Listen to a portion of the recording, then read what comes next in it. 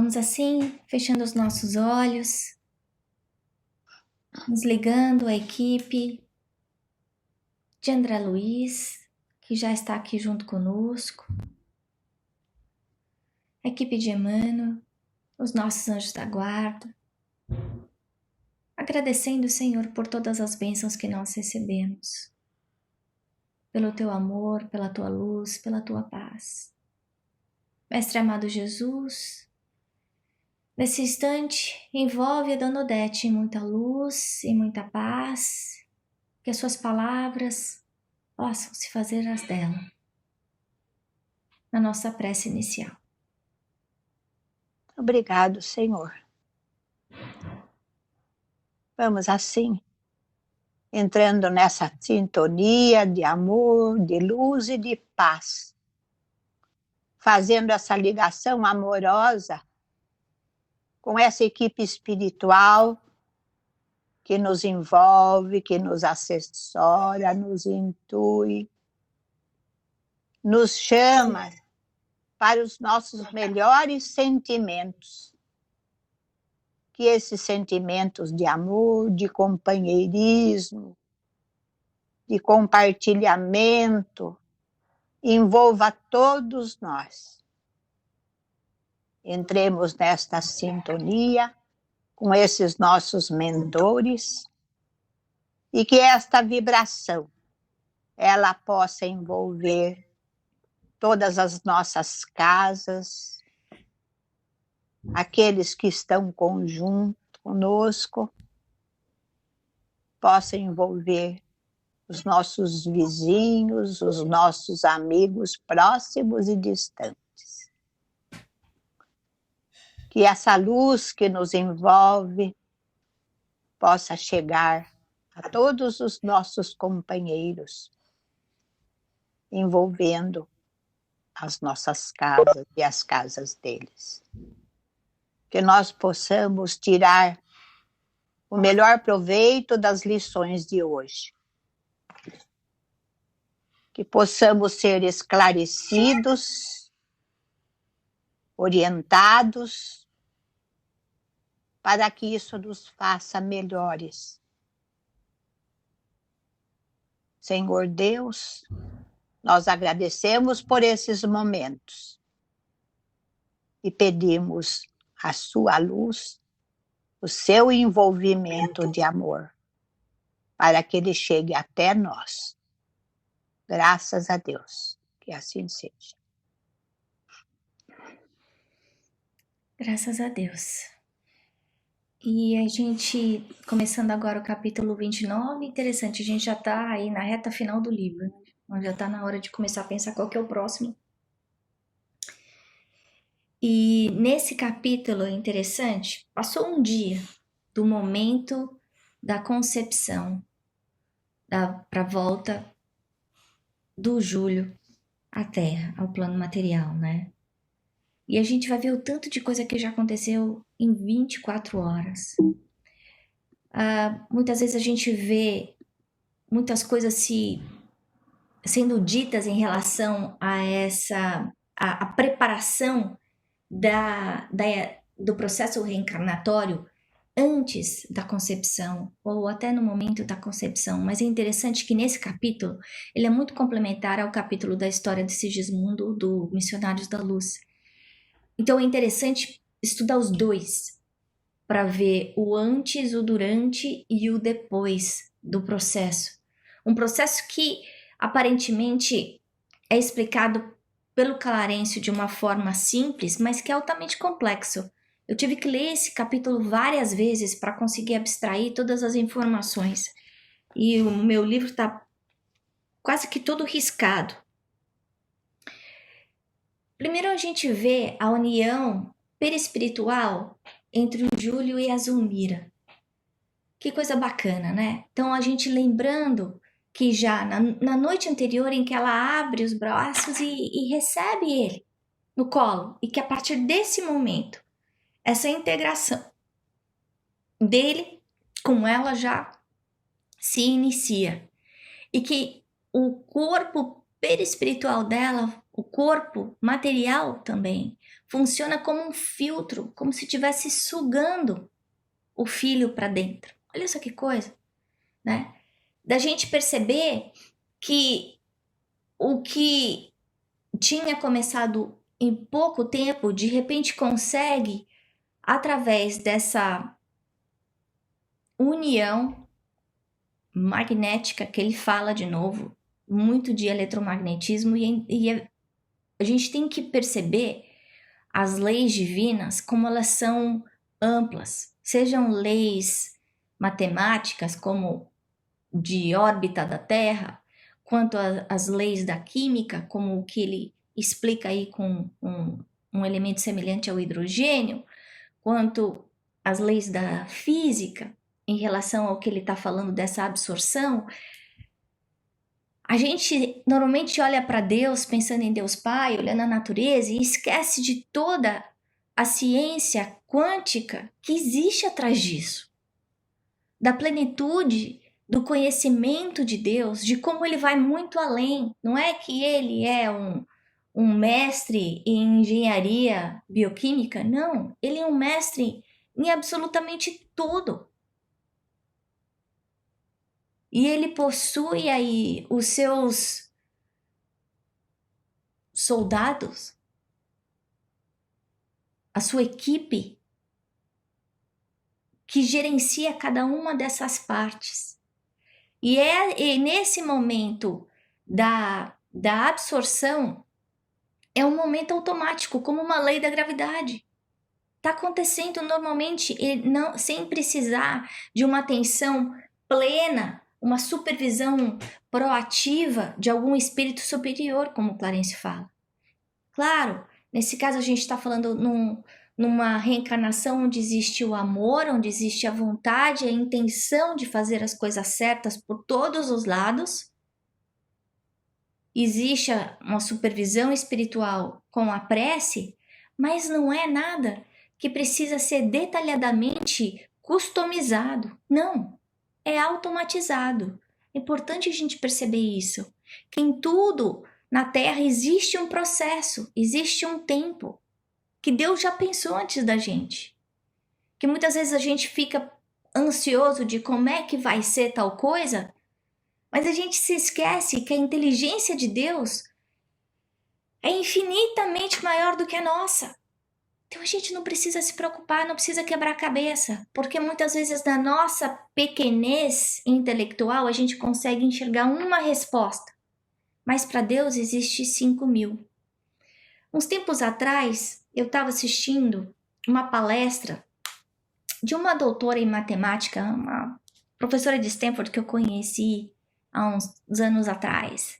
E a especialidade dela, a cadeira dela em Stanford é de ensinar matemática para crianças que são gênio. E foi interessante porque a metodologia que eles estão usando em Stanford é fazer com que essas crianças não se sintam limitadas dentro do conhecimento dos adultos. Então, não, essa é a metodologia para você fazer tal coisa. Então, ela deu um problema que basicamente era para contar o número de caixinhas que tinha dentro de uma pirâmide. Mas sem ser contar com o dedo. Cada um dos grupinhos, todas as crianças super inteligentes, na fase de 11 a 13 anos, crianças jovens. Cada uma delas tinha que inventar uma metodologia. Grupinhos de 3, 4 crianças, talvez 5 grupos.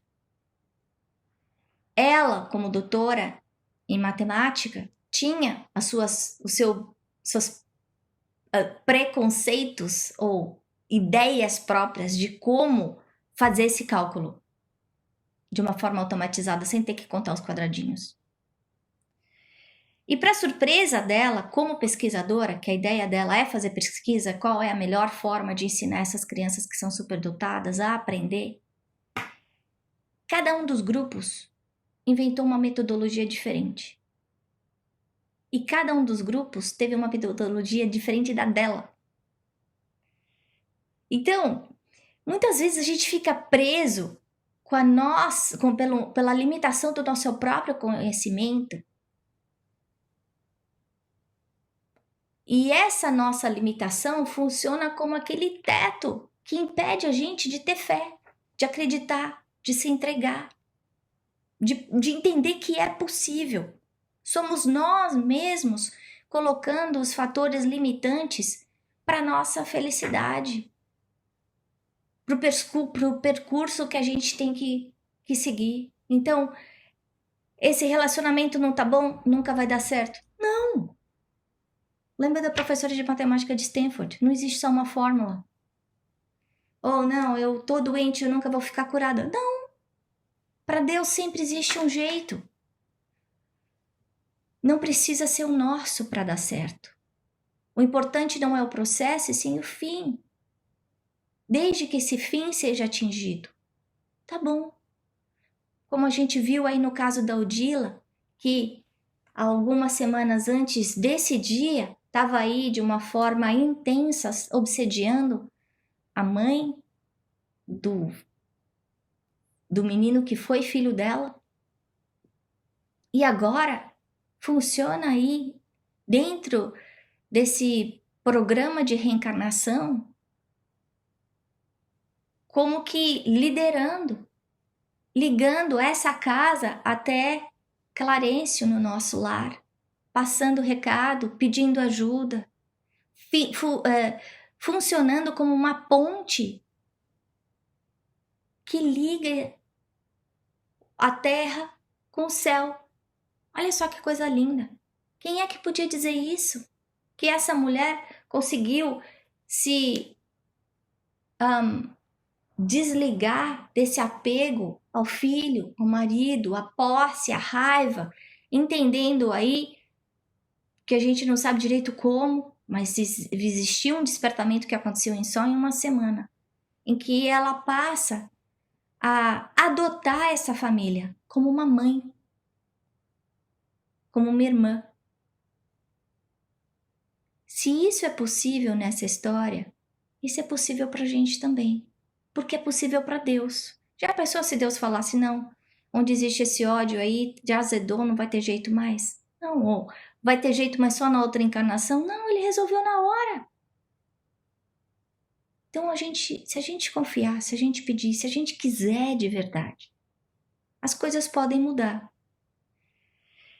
Aí a gente indo um pouco mais para o lado técnico. E esse capítulo, ele dá muito detalhe técnico do processo mesmo, né?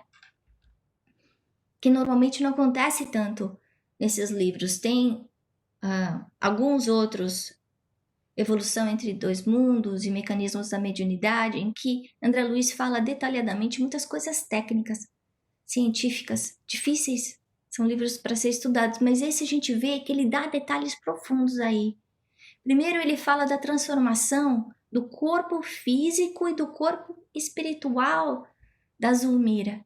É como se ela tivesse aí recebendo a energia vital do Júlio que está vindo. E ela se engrandece. Essa energia fluídica que vem dele aumenta a felicidade dela. E é interessante ele fazer essa comparação do alambique, né? Então, absorvendo todo aquele valor que está vindo do Júlio. Ao mesmo tempo, o Júlio vai perdendo a sua forma espiritual. E como a Jace falou, de uma forma muito inspirada, está acontecendo como se fosse um download de software, que está indo de um lado para o outro. Então está existindo uma transferência do Júlio para dentro da futura mãe. Ele dentro do ambiente da casa dele, apesar de continuar com as suas feridas, com a sua memória, que a gente sabe que a dor está na mente, como a gente vai ver mais adiante nesse capítulo, ele dorme tranquilo. E aí a gente se lembra da importância, da qualidade vibracional da nossa casa, o poder que a nossa casa tem, o poder que um colo de mãe tem. o poder que a voz da mãe da gente tem, que é provado pela ciência, que mesmo aquela criança que nunca conheceu a mãe, a hora que escuta a voz daquela que é a mãe biológica, o coração bate diferente, a respiração muda. Então existe dentro dessa inteligência maior de Deus essa ligação fluídica profunda entre mãe e filho, que a gente não pode duvidar desse amor. Por isso que falam que prece de mãe e praga de mãe pega. Pega! Porque o poder, a intensidade, a vontade de ajudar de uma mãe é diferente do resto. Agora, se a gente for comparar com Deus, a gente vai lembrar que, apesar de uma mãe amar muito, ela ama infinitamente menos do que Deus nos ama. E aí, a gente vê o corpo do Júlio se desfazendo. O corpo o quê? O corpo espiritual, o perispírito dele. Está desmunhecando. Para se juntar, para se afiliar àquele óvulo. Aquele bebê que está se formando no momento da concepção. E essa forma, como a gente vê, acontece por correntes eletromagnéticas. E a gente tem que lembrar, nós que já estudamos o perispírito, nós aprendemos que a matéria do perispírito é uma matéria, claro, formada do fluido cósmico, mas os elementos são muito mais sutis do que os elementos que nós conhecemos hoje, que fazem parte da tabela periódica. Tanto é que André Luiz fala, o elemento que forma o perispírito é semelhante ao hidrogênio, mas não é o hidrogênio. Mas a ideia dele é um elemento em que ele consegue se contrair, porque os átomos estão muito separados. E essa contração vai acontecer no centro genésico, que é o primeiro centro. E vai diminuir de volume. Então, para nós que muitas vezes pensamos, puxa, mas como é que esse perispírito encolhe? Ele acabou de explicar, quimicamente, como ele encolhe. Não é por mágica. Ele falou que existe, primeiro, esse elemento que vai contrair pela ação de correntes eletromagnéticas. Ora, gente, um cientista que estiver fazendo uma experiência consegue observar isso num laboratório. A diferença é que a gente está falando de um laboratório do lado espiritual, de elementos que são desconhecidos por nós aqui encarnados. Por enquanto. Porque à medida que a gente for aumentando o nosso nível moral, a gente sabe que Deus vai estar dando mais conhecimento acadêmico para nós. Mas aí a gente para pensar. A gente já estudou esse centro genésico, então, Aka, chakra. A gente já teve o curso sobre os chakras também. E aí a gente fica pensando, como é que seria essa intervenção se o chakra tivesse todo bagunçado, desenergizado, desequilibrado? Ia ser muito mais complicado. E é por isso que acontece às vezes tantos problemas no momento de uma gestação, no comecinho. Por quê? Porque esse desequilíbrio funciona como uma corrente eletromagnética também, tudo é energia. E essa qualidade energética da mãe é fundamental para o equilíbrio e formação do feto. E é por isso que Deus, na sua sapiência, usa aqueles primeiros 3 meses da gravidez dando um sono danado para a mãe. Por quê? Porque está na hora da mãe ficar quietinha, não está na hora da mãe ficar sassaricando. Porque toda a energia da mãe tem que ser usada para a formação desse bebê. desses primeiros meses que são fundamentais para o crescimento e para a saúde física dessa criança que vai nascer. Aí o Hilário faz essa pergunta: e a forma rarefazer-se sobre os nossos olhos? Aí Clarencio responde: está em processo de dissolução. Olha só, mas como dissolução? Ora, gente, tão fácil a gente pensar nisso aqui na Terra. A gente coloca um corpo sem vida, enterra esse corpo está inteiro. E de repente, alguns meses depois, ele está irreconhecível. O que aconteceu com toda aquela matéria que cobria os ossos? Ela se dissolveu, ela se transformou. A mesma coisa, essa mesma lei de Lavoisier que existe aqui, existe no plano espiritual. Vai voltar para o fluido cósmico. É transformado, como a gente aprendeu na aula do fluido cósmico. Mas ele faz uma comparação muito interessante, que é do pêssego. Falando assim, que o conteúdo principal já está unido. A semente já está unida. Então, se nós, como desencarnados, somos um pêssego, para a gente gerar uma árvore, crescer aqui, a gente não precisa daquele perisperma externo. A gente só precisa da semente. E é isso que está acontecendo. Essa semente se une. A semente, uma simbologia que eu estou usando, certo? Se une perispiritualmente ao perispírito da mãe e o resto vai se dissolvendo e voltando ao fluido cósmico universal. Agora, ele dá algumas informações críticas para nós pensarmos. Uma delas é, a gente já sabe que as nossas doenças, elas não estão no nosso corpo físico. Elas estão no nosso corpo espiritual. E o nosso corpo espiritual é feito de 3 corpos, como a gente já estudou. Um deles é o corpo mental, que é a ligação do perispírito com a mente. Bom, se a gente for lembrar do Júlio, ele tinha esse machucado grande do corpo perispirítico dele, no corpo espiritual, por conta do veneno que ele tomou. Agora não tem mais isso. Ele tá perdendo o perispírito dele. O perispírito dele, a gente acabou de ver que tá dissolvendo. Só sobrou a semente, o ossinho. Não tem mais forma. A forma tá dissolvendo.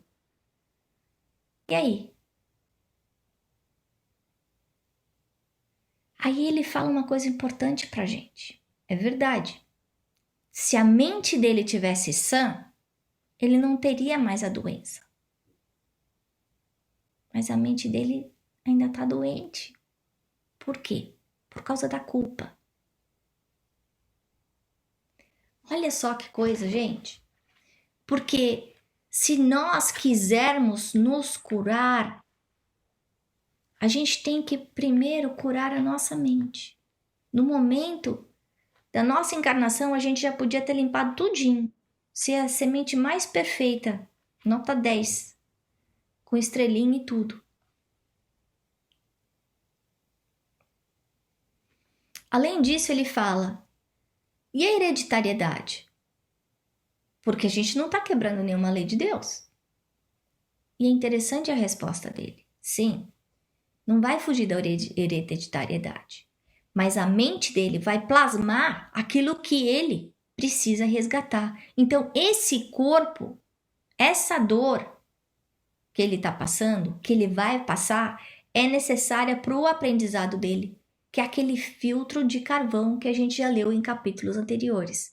Que a dor O erro que foi causado durante a encarnação precisa ser revivido e ajustado numa encarnação. Mas aí fala, puxa, mas é difícil, né? Essa dor? Fala, é.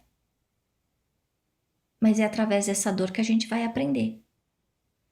Então, muitas vezes a gente fica preocupado com hereditariedade, pais que têm disfunções, quais forem, que tem medo do filho vir com um problema ou com outro. Não necessariamente, porque o que a gente está vendo aí é que se o processo de hereditariedade dos pais tem uma influência maior que isso, é a dor, a mente, o código DNA que está na mente, no campo mental do reencarnante. Da mesma forma, como é que você explica situações em que numa casa não tem histórico, por exemplo, de um câncer ou uma doença autoimune e chega alguém com uma situação complicada dela? Por quê? Porque a doença está na mente. Então, nós, indivíduos reencarnados, pelo nosso comportamento, a gente acaba disparando alguma coisa dentro de nós. E isso é que faz a nossa doença aparecer. Então, para a gente pensar aqui, fechando esse capítulo, eu coloquei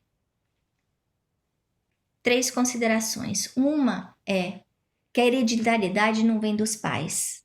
A hereditariedade vem de nós. Nós somos herdeiros de nós mesmos, como disse Clarencio.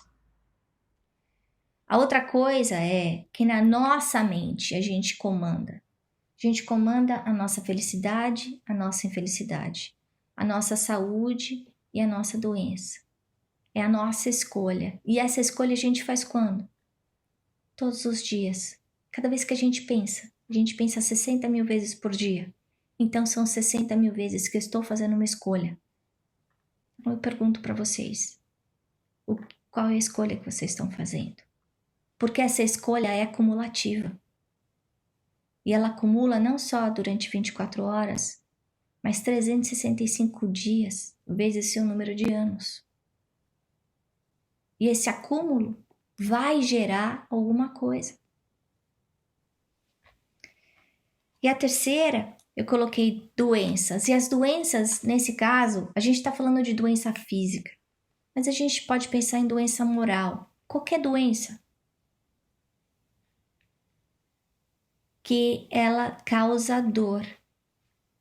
Mas que essa dor é sempre uma oportunidade de aprendizado.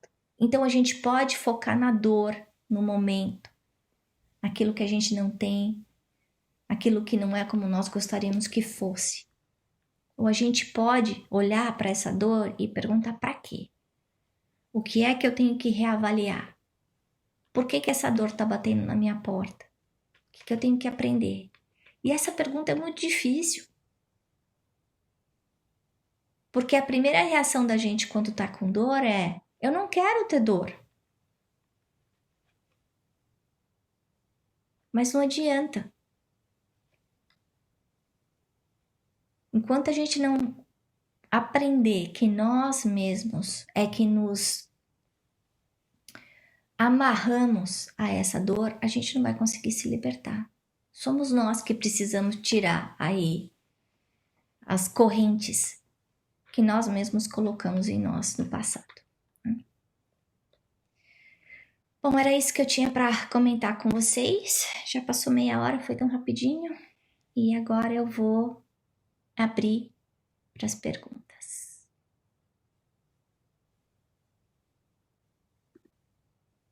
Quem quer comentar?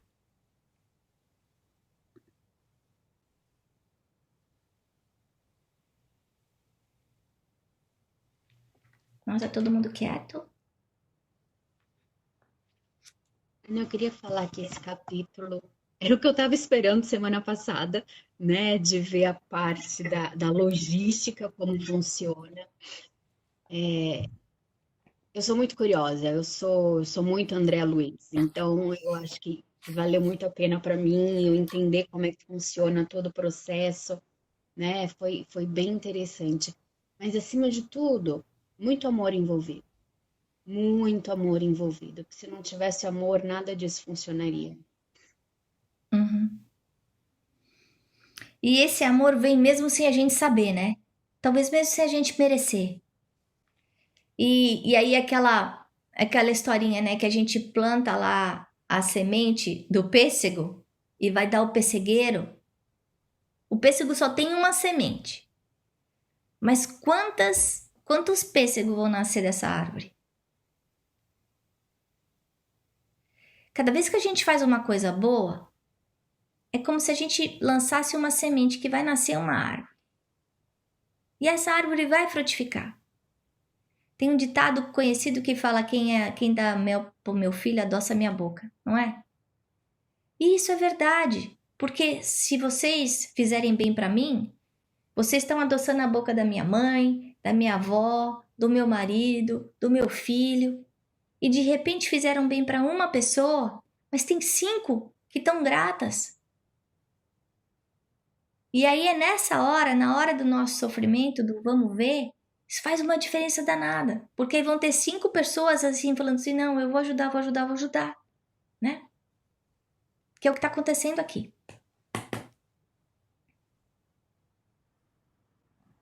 Dona Odete, a senhora está em mute, peraí.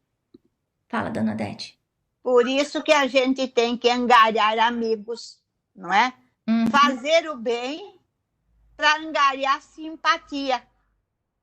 É a mesma coisa, se alguém faz um bem, um benefício para minha mãe, para o meu pai, para o meu filho, para alguma irmã, para alguma pessoa, eu me sinto grata e às vezes fico orando a vida inteira pelo bem que aquela pessoa fez para alguém da família. Então, a pessoa que fez o bem, ela está angariando laços de simpatia, né? Laços de simpatia. Às vezes, por uma vida inteira, a gente olha para uma pessoa que fez um bem para alguém que a gente também amava. Né? Então, nós temos que... E, às vezes, é isso que acontece. A gente está numa aflição, um espírito está numa aflição, e, às vezes, ele é amparado pelas vibrações daquelas pessoas que ele fez o bem. E daí é a troca, né, de vibração. Quer dizer que quanto mais amizades, mais simpatia nós damos para os outros, laços, energias de simpatia, um dia nós podemos receber isso. Né? Isso aí. Ana, sua mãe quer falar. Tira ela do mudo. Obrigada. A Dona Odete fez a abordagem que eu acho que é a mais importante. A gente tem que raciocinar e entender isso tudo, esse mecanismo todo aí, no nível de energia. Então, o bem foi feito, a gratidão voltou, vamos dizer assim, no nosso universo individual, pode passar 1 ano, 2 anos, 10 anos, eu não estou mais com aquela pessoa, numa determinada circunstância, eu estou numa crise delicada de vida, ou não sou eu, é meu filho, é alguém que eu amo, aquela poupança energética vai automaticamente socorrer. Então, a gente estuda Emmanuel, a gente estuda André Luiz, a gente vê realmente a consciência despertada, o que a gente faz, como a gente vive, como a gente se comporta, como a gente pensa, faz toda a diferença. Porque não só essa energia vem do outro, mas basicamente ela vem de nós mesmos. Essa poupança energética é feita por nós mesmos. Né? além de fazer esse comentário, eu fiquei com vontade de perguntar para vocês, todos vocês têm conseguido ler o capítulo antes do nosso encontro? Porque isso é muito importante. E seria interessante se, por acaso, algum parágrafo que mexeu com vocês e que a Ana não colocou, vocês devem colocar, porque várias cabeças pensam melhor do que uma. Então, a Ana escolheu 4, 5 itens, mas vocês podem ter enxergado, por sua experiência de vida, uma frasezinha que vai enriquecer o nosso estudo. Então, grifem sempre nessa leitura prévia para vocês compartilharem com a gente essa luz que vocês perceberam, tá bom? Eu acho que é um ótimo comentário. No passado, a gente sempre fazia, era colocar no WhatsApp os comentários, né? Também. E na véspera, assim, até coisas, dúvidas. Então, o bom de falar aqui agora é que a gente está no clima, tá assim, uma coisa puxa a outra como é que eu vou dizer assim? Tá no momento exato da fervura do aprendizado. quando Mas não coloca quer dizer... no WhatsApp, o que eu fazia nas outras aulas era que sempre eu adicionava isso também na aula, sabe? E aí já traz para todo mundo. Sim, eles estavam antes. Ótimo. Mais algum comentário? Ana, acho que a respeito desse capítulo, o que me chama a atenção, primeiro é o nosso nível rudimentar, talvez, de evolução científica, né? Que não nos é permitido ainda saber qual é esse elemento da tabela periódica, né? Que nosso espírito é formado. E segundo, ele fala, né, nessa transformação, e aí ele fala mais para frente, né, quando ele pergunta se quem mais passa por isso mesmo, mas passa pelo mesmo processo. Ele fala que a lei de Deus é única, né, e é respeitada em todos os níveis e estágios da evolução.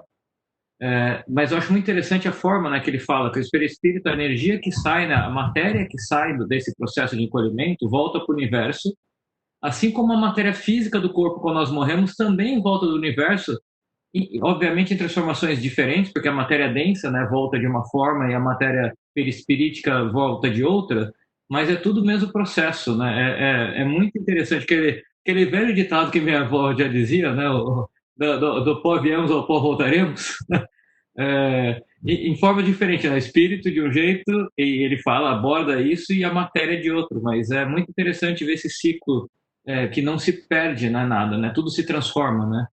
Tudo se recria. Tudo vem do fluido cósmico, né? Então, peraí, fala, Letícia. Você estava querendo falar antes? Já. Não, sua mãe. É que eu tinha visto você falar que você queria falar. Eu achei Não, é para avisar que ela queria falar. Eu queria só seguir o raciocínio do Luiz. Eu tenho encontrado muita gente lá na federação preocupada com a cremação, porque quando a gente é cremado, os elementos não retornam ao laboratório universal como vieram, né? O pó não volta ao pó, como diz o Luiz. Então, eu queria comentar com vocês que a orientação de Emmanuel, através do Chico, em relação à cremação, é que é válido, é aceito, que inclusive é a perspectiva para o futuro, mas que é importante que se aguarde no mínimo 72 horas antes da cremação. Olha aí, as 72 horas para essa energia toda do processo poder ser canalizada.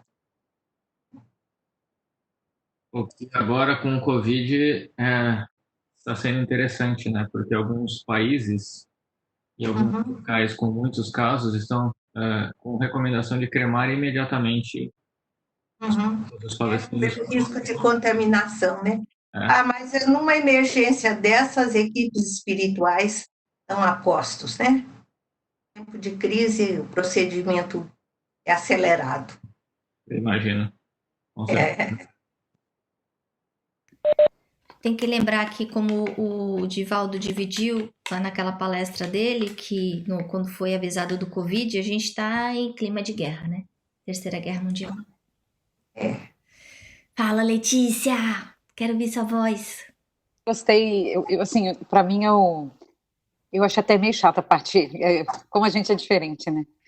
Não chato no sentido de ficar lendo a parte mais física do negócio. Eu honestamente eu dava umas puladas, mas Leitura dinâmica. mas o que eu gostei foi o fato de, assim, eu vi muito amor pela humanidade, sabe? Assim, me veio muito assim, tanta gente trabalhando, né? Assim, você vê assim, tudo ser perfeito no lado de Deus, né? Da química acontecer, os espíritos ajudando. Me veio uma coisa muito, eu tô com isso, não sei, esse amor maior, que não é um amor só pelo filhinho, né? Pelo Júlio, mas um amor assim pela humanidade. Isso que ficou um pouco desse um pouco diferente dos insights dos outros, me veio um amor assim, um amor maior, que não é um amor individual ou egoísta no sentido, né? Eu amo os meus. Me veio assim, um amor muito maior. Amor é uma força criadora do universo. Eu tive Que uma sensação no nosso grau evolutivo é a fraternidade. Mas, na verdade, o amor divino, essa força criadora do universo é muito maior do que isso. Só que a gente ainda não tem capacidade para avaliar. eu tive uma sensação Ele ficou mexida com o amor, né, Gi? Eu tive uma sensação parecida com a valorização da vida também, né? Porque às vezes a gente não para pensar o quanto somos privilegiados de estarmos reencarnados. Quando você vê todo aquele amparo para a reencarnação acontecer, toda a preocupação, eles foram lá no dia seguinte, então tem toda uma equipe espiritual ajudando para aquilo acontecer. O quanto é levado a sério, né? Pelo mundo espiritual. A sério, amor, né? Claro, mas assim. É muito válida essa experiência, né? Mesmo que ela seja curta, né? Como a gente sabe que o do Júlio, pelos aprendizados que ele precisa passar, mas quanto cada coisinha tem um valor gigante, cada momento, cada experiência do Júlio, da Zulmira recebendo aquilo e como ela está mudando, porque agora tem um filho. Então, eu achei muito interessante, assim, a valorização mesmo da vida, que às vezes a gente vem e acaba dando importância a outras coisas, né? Materiais, ou ego, ou não sei o que lá, e não. E às vezes a gente demora mais tempo para tomar consciência da profundidade que é estar aqui, da profundidade que é os aprendizados que a gente precisa passar e o quanto é enriquecedor.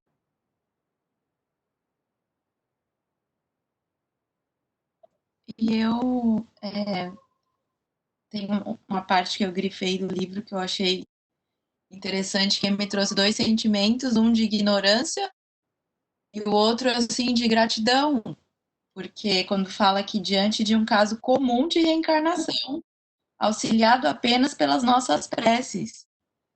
Então, primeiro, a ignorância pelo fato de que se esse processo lindo e maravilhoso é só um processo simples de reencarnação, enfim, né, como a gente ainda tem tanto a aprender e, por outro lado, por causa de uma prece sincera, o quanto a gente é poderoso, quanto a gente pode mudar as coisas para a gente mesmo e para os outros e com todo mundo junto, como a gente pode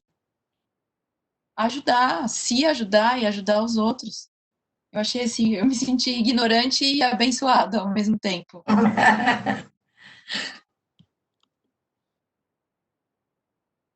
De Jesus Cristo, a encarnação dele. Enquanto não se trabalharam. Se a gente mergulhar mais fundo em tudo isso que a gente falou e ouviu, o sentimento maior que surge é o de respeito à vida, como você falou. Não só respeitar a nossa própria vida, mas a respeitar, como a gente comentou no nosso encontro anterior, com relação a homicídios, suicídios, eutanásia, pena de morte, aborto, enfim, porque é um processo num nível tão divino, o surgimento da vida, que a gente não pode, sob hipótese nenhuma, avacalhar, desrespeitar, né? Bom, chegou a hora de encerrar. Obrigada a todo mundo. E agora a gente vai acompanhar a Letícia, lembrando que todos nós recebemos o nosso passe espiritual. Agora, pela equipe médica de André Luiz. Vamos lá, então. Me escuta? Muito obrigada, Deus, Criador desse universo maravilhoso, pela oportunidade do nosso encontro. A Jesus Cristo, a Maria, Mãe Divina, Jesus Cristo, nosso guia, aos nossos mentores, aos espíritos de luz que estiveram aqui com a gente, nos ensinando, nos guiando, com as bonitas mensagens do valor do amor, do valor da vida, para a grande oportunidade que temos de reencarnar.